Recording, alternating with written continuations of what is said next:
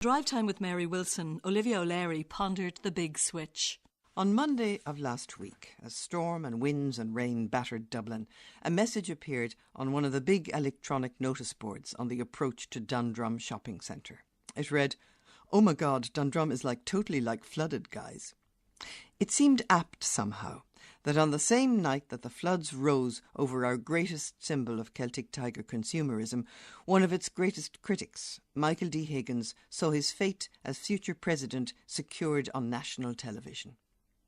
Celtic dragon Sean Gallagher was swamped by questions about business checks for Fianna Fáil and about his own company finances, and the voters switched away from him to his ideological opposite, Michael D Higgins. It was a mature vote, a vote for substance over illusion, a vote above all for a man of ideas. Michael D has always been an unapologetic intellectual. Not that that stops him enjoying football. He's president of Galway United.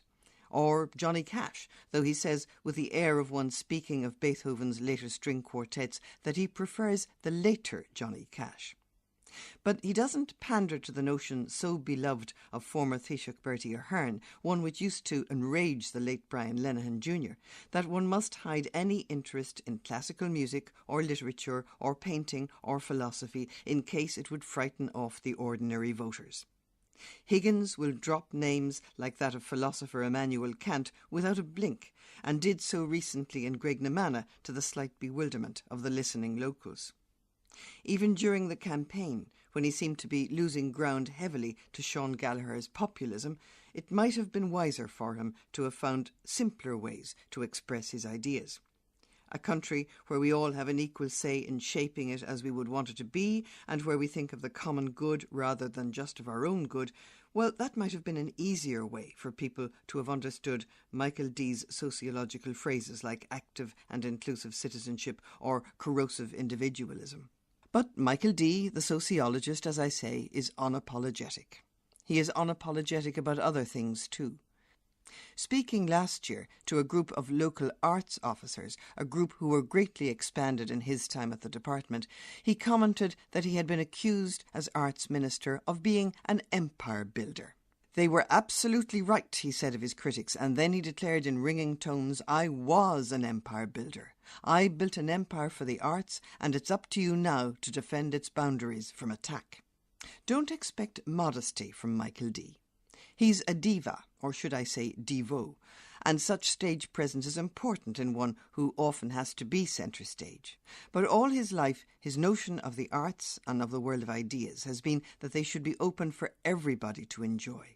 His expansion of the local arts officers, his establishment of a network of local arts and cultural venues throughout the state, his setting up of the Heritage Council, which works with local communities to preserve our natural and built heritage, his establishment of TG Cahir, all stem from his period as minister. And even during this campaign, he was quick to insist on the state's central role in providing access to education and the arts. While philanthropy had a supporting role, he said, such vital services should never be dependent on the whim of some wealthy elite. But it's as a thinker that he may be most important to us. We have never been encouraged to think. Thinking for oneself was seen as dangerous in a Catholic Church-dominated educational system, and that unthinking approach to life has led us not to question so many of the things that we should have questioned over the last 20 years. A president who voted against unbridled capitalism, against the bank guarantee, who has had a history of protest against imperialist wars and state repression and crimes against human or civil rights, is a good role model for a questioning citizenry. Our presidents have served us well, particularly in recent decades, each in their own ways. This one, as well as empathy, I hope, will throw us down a challenge, that we should think for ourselves, be ambitious enough to work out what sort of country we want for ourselves. And today, as Greece threatens the whole euro area, as the airwaves are full of talk of market panic and runs on banks and implosion, as we feel fearful and confused, it'll be important to have yet another good head in the Áras. A small man with a big mind.